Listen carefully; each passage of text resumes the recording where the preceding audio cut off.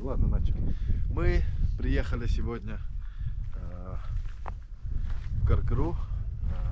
Местность Санташ.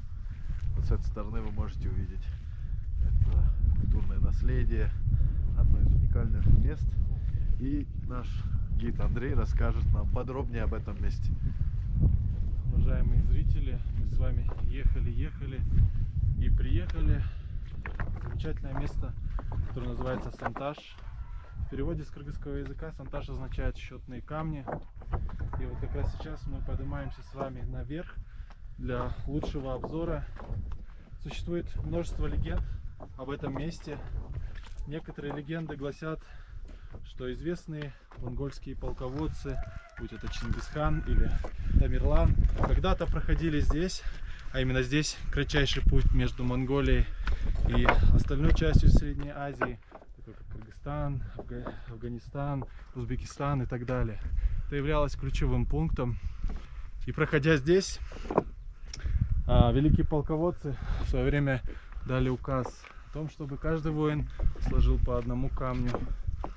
И на обратном пути воины должны были сложить камни рядом. Тем самым полководцы подсчитали, какое количество людей было потеряно в сражениях. По другим версиям, по версиям археологов, эти места являются курганами. Еще множество легенд. Вы можете видеть как раз второй холм, который находится рядом. Немного ребят вернулось, да? Да. Его центральная часть пустая. И свойственную мы видим, свойственный рисунок, свойственный рельеф мы видим обычно на курганах. Центральная часть разграблена. Многие говорят, что это действительно были счетные камни, но когда-то грабители подумали, что это курганы, и пытались извлечь из центра все золото и все то сокровенное, что было спрятано. Вот примерно так. Это такая своеобразная древняя инфографика, да? И у нас очень много информации по данным объектам.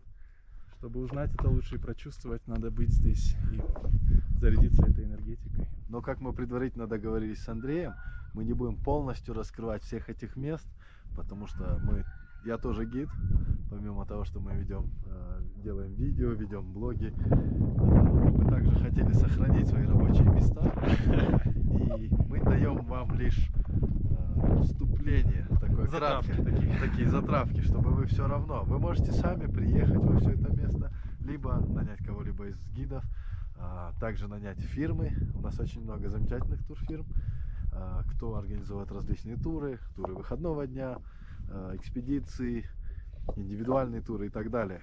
В конечном итоге они все равно нанимают нас. Вы можете также напрямую обратиться к фирме и уже выбрать для себя, кто вам подходит больше.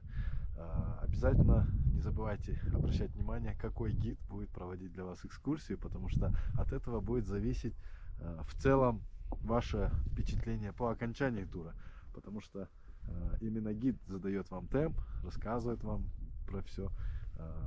Наша работа также заключается в том, что мы вас погружаем вот в эту атмосферу, показываем эти места. Посмотреть их можно и самому, но большая разница.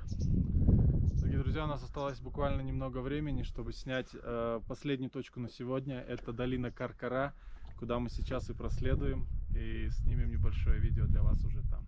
И еще небольшая поправка. По ту сторону границы у нас Казахстан, и с двух разных сторон она называется по-разному.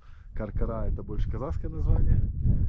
Также оно чаще встречается, когда идет прописание на русском языке, но местные называют это место, вот с нашей, с кыргызской стороны, называют его Каркара. То есть это более такой, там одна буква в разнице, но как бы тоже такой небольшой нюанс. На этом пока все. Следите за обновлениями.